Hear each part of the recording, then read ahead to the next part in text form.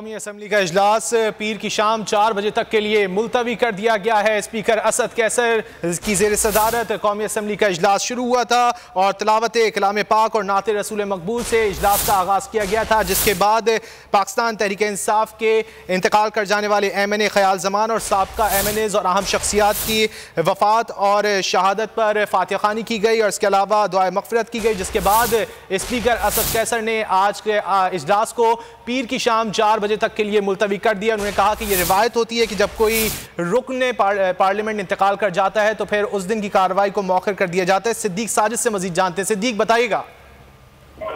जी, सिर्फ 5 से 7 मिनट आज के इजलास की जो वो कार्रवाई चली है और जो पार्लिमानी रवायात हैं उसको सामने रखते हुए स्पीकर कौमी असम्बली असद कहते हैं मरहूम रुकन जो है ख्याल जमान और रही उनके लिए फातिहा खानी और दुआए मग़फ़िरत के बाद इजलास पीर की शाम 4 बजे तक के लिए मुलतवी कर दिया है। और स्पीकर ने कहा है कि जो तहरीक अपोजिशन की जानब से जमा करवाई गई अदम एतमाद की तहरीक और करारदाद इस पर बहस और वोटिंग पीर को होगी। और चूंकि ये पार्लियामेंट से नहीं है, काफी सालों से चली आ रही हैं कि जब भी कोई हाजिर रुकन फौत हो जाता है तो उसके सोग में अगले दिन जो इजलास होता है उसमें किसी किस्म की कोई कार्रवाई नहीं होती। तो लिहाजा उसी पार्लिमानी रवायत को बरकरार रखते हुए वो इजलास जो है वो पीर की शाम 4 बजे तक जो है वो मुलतवी करते हैं। इस मौका पर जो अपोजिशन लीडर है शहबाज शरीफ समेत कई अपोजिशन अरकान अपनी नशिस्त से खड़े हुए और स्पीकर से मुतालबा करते रहे कि हमारी जो तहरीक है उसको टेकअप कीजिए, हम तहरीक पेश करना चाहते हैं।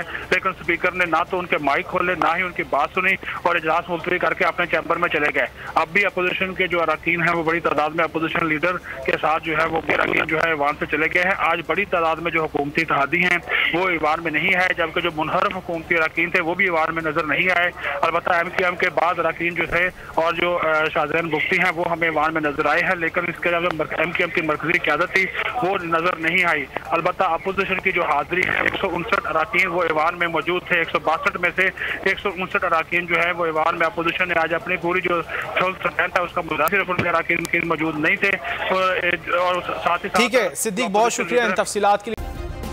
सब्सक्राइब करें और बेल दबाएं ताकि कोई खबर रह न जाए।